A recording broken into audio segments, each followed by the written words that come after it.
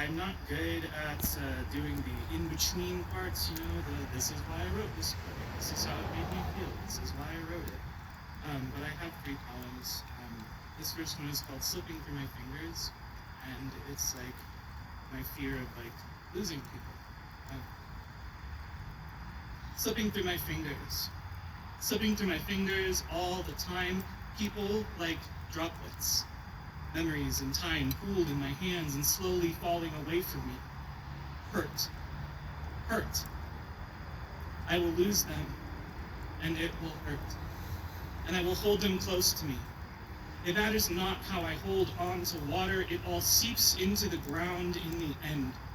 Someday I too will rise into the clouds and rain down upon those I knew as memories, as feelings, as poems. Words in an abyss. I will miss you all dearly when you choose to go. I will keep you in my heart as long as I can, so your memory remains of me. This next poem is about my sister. So last week I went down to Wichita Falls, Texas, and I sat by my sister's bedside as she lay there on life support, dying, unconscious.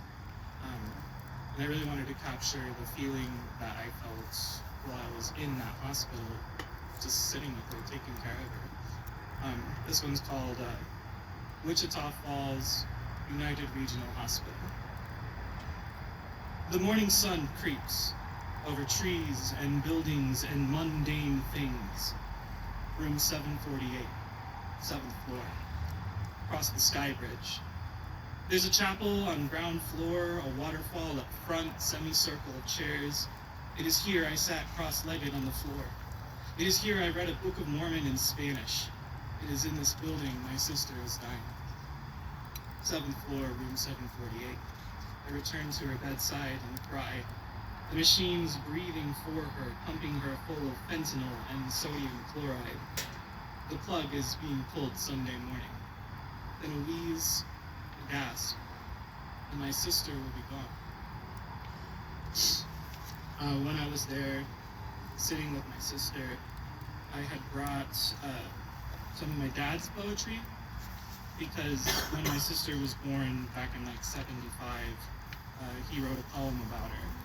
And I'd like to share that with you as I shared it with my sister and other bedside. My thought for Cathy. The first thought that crosses on my mind as I gaze at her sweet baby girl as you peacefully sleep is one of sorrow. It seems a sin almost to bring one so innocent and free from this world's tarnish into a place so full of striving and want and sorrow. Why, you'll have pain and years of hard work and sometimes hunger, and I'm sure you'll wonder, will there be a tomorrow? You'll grow up in a time when people cry in pain, when wars are the norm and hatred burns as a fire. Will you curse us tomorrow? As I look back on my life and see all the bad things that have passed my way, the want for better things and never seeming to get them, then I remember that no matter how good or how bad my days have been, I've always looked for something better, even though better never came. I've somehow managed to survive. Perhaps you can too. But wait, now that I look back, life hasn't really been bad. Why, I used to go swimming and hiking in the hills and on picnics with the folks and to church and on trips. Most of my memories are glad. Now that I think most of my life has been happy, to love and be loved and to do what I've done is certainly worth all the pain. Now my thought has changed, and suddenly I'm very happy. I wouldn't have you miss the experiences you'll have. The chance we take is worth it. We'll teach you the best we can and hope that as the years go by, you look back on these days and your heart will be warmed as mine is now. Perhaps you'll see your own sleeping child just as I gaze at you now and remember the days of your life and decide, as I have, you'd have had it no other way. That's all I got.